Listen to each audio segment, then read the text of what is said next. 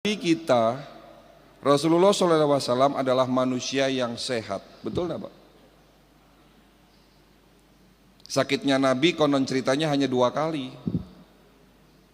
Usia 63 tahun, seumur hidup beliau, sakitnya hanya 2 kali. Pertama di saat beliau diberikan racun di salah satu perang, di saat Nabi sedang beristirahat di salah satu tenda bersama dengan para sahabatnya, didatangi oleh seorang wanita, seorang ibu-ibu dari kaum kafir Quraisy menyamar dan memberikan sepotong daging, dan ternyata daging tersebut sudah dibubuhi racun. Pada saat Nabi sempat memakannya lalu dimuntahkan kembali karena ada bisikan dari malaikat, muntahkan, karena ternyata di dalam daging tersebut sudah ada racunnya. Tetapi ada sedikit racun yang sudah telanjur masuk ke dalam tubuh beliau, dan pada akhirnya Nabi Muhammad sakit. Lalu sakitnya Nabi yang kedua di saat beliau mau wafat. Pertanyaannya, apa rahasia beliau sehat? Ada satu kisah lagi di zaman Nabi. Ya, datanglah seorang tabib yang diutus dari negeri seberang, ya, ibarat kalau tidak salah dari Mesir, Kairo. Jadi si tabib ini diutus dari Mesir, ingin membantu, ingin memberikan pengobatan kepada kaum muslimin di kota Nabawi, Madinah, ya, di kota Madinah. Pada saat itu namanya kota Yasrib, ya. Tapi setelah beberapa lama akhirnya si tabib ini pulang. Bukan karena tidak betah, tetapi ternyata tidak ada satupun orang yang berobat kepada beliau. Bukan karena tidak mau berobat, karena tidak ada orang yang tidak ada orang yang sakit ternyata. Nah, sebelum pulang si tabib ini mengunjungi Nabi Muhammad.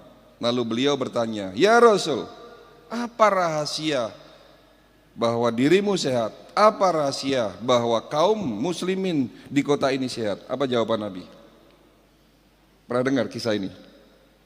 Nabi mengatakan dengan tegas, "Benar, kami adalah kaum yang sehat karena kami makan di saat lapar, berhenti makan sebelum kenyang." Ini petunjuk buat kita Bapak Ibu sekalian. Hari ini jujur kita cukup prihatin dengan kondisi adanya pandemi. Tetapi bukan hanya karena pandemi. Sebelum pandemi Pak, rumah sakit rame Pak. Bukan hanya karena pada saat pandemi rumah sakit rame. Sebelum pandemi pun rumah sakit sudah rame. Orang yang sakit kanker di rumah sakit Darmais setiap hari saya lihat itu ratusan Pak. Orang yang sakit jantung di rumah sakit sebelahnya Darmais, rumah sakit Harapan Kita, rame. Kenapa begitu? Kenapa begitu Pak? Karena pola makan masyarakat kita ini sejak 30 tahun yang lalu sudah mulai berubah. Sekarang saya mau tanya, kita buktikan, hari ini kita buktikan bagaimana pola makan kita. Siapa di antara Bapak Ibu, tolong tunjuk tangan. Siapa di antara Bapak Ibu yang di rumahnya tidak punya, saya tanya yang tidak punya, tunjuk tangan, tidak punya stok mie instan? Ada enggak yang enggak punya? Oke, pertanyaan kedua, siapa di antara kita, di antara Bapak Ibu yang di rumahnya punya minimal 3 jenis buah? Pak Ketua DKM punya 3 jenis buah. Yang lain? Padahal tadi saya sudah katakan, obat terhadap penyakit diabetes, jantung, stroke yang disebabkan karena tingginya radikal bebas. Radikal bebas terbentuk akibat proses oksidasi yang berlebihan. Ternyata Allah sudah menyiapkan penawarnya yang namanya antioksidan. Salah satunya ada di buah-buahan. Indonesia adalah negara dengan produsen buah terbesar di dunia. Buah di Indonesia paling komplit, harganya murah. Tetapi coba kita lihat hari ini, mohon maaf, siapa di antara Bapak Ibu yang di rumahnya punya minimal 3 jenis buah? Buah semangka di Jepang harganya 800.000 Pak, paling murah. Di Indonesia berapa? Tidak sampai 100.000. pisang di Amerika mahal sekali, apalagi duren Pak. Di sini buah paling mahal duren, betul? Paling mahal duren. Tetapi kita lebih suka makan yang instan. Coba anak-anak cucu kita, kalau diajak ke mall, disuruh milih makanan apa, mereka lalu menunjuk makanan restorasi. Kalau saya boleh sebut, Kentucky Fried Chicken, McDonald, makanan-makanan seperti itu yang disukai anak cucu kita hari ini.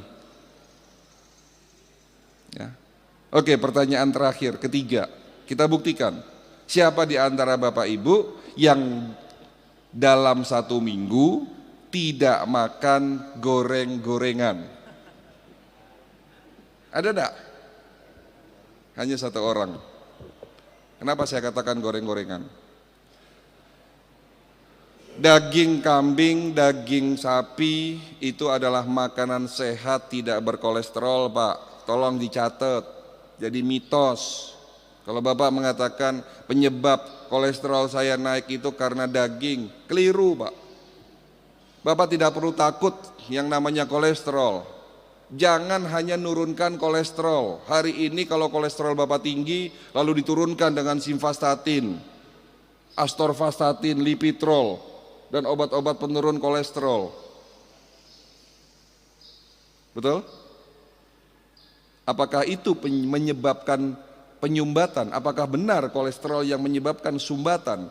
Kalau benar kolesterol yang menyebabkan sumbatan, orang Arab Saudi yang hobinya makan kambing, orang Arab Saudi yang hobinya makan daging, itu di sana pasti banyak orang yang sakit jantung, stroke, hipertensi. Tapi ternyata menurut WHO, orang di Jazirah Arab itu rendah penyakit yang tadi saya sebutkan. Tetapi di Indonesia, ya, apa lalu penyebab sumbatan pembuluh darah?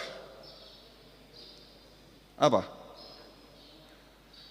Yang menyebabkan sumbatan pembuluh darah adalah lemak, kolesterol yang teroksidasi Pak. Jadi lemak dalam tubuh Bapak teroksidasi itu menyebabkan kolesterol ya tersumbat. Jadi kalau kolesterol murni yang tidak teroksidasi, justru kolesterol ini akan membuat pembuluh darah kita menjadi elastis, karena fungsi dari kolesterol adalah pelumas sebagai oli dalam tubuh kita, melumasi sendi-sendi kita sebagai bahan dasar pembentuk antibodi. Makanya orang yang suka minum obat anti kolesterol, hati-hati, antibodinya bisa turun. Jangan turunkan kolesterol Bapak, tetapi yang dilakukan hindari oksidasi, meminimalisir oksidasi dan perbanyak obat, dalam tanda kutip obat di sini adalah antioksidan yang dapat menetralisir oksidasi itu sendiri. Ya. Bisa dipahami sampai di sini? Saya mau cerita, Pak. Beberapa bulan yang lalu saya didatangi oleh seorang pasien, ibu-ibu, usia kurang lebih 55 tahun, sakit gangren diabetik. Beliau ada luka di kakinya membusuk, Pak. Membusuk. Beliau sakit diabetes sudah 10 tahun. Ya. Sudah 10 tahun.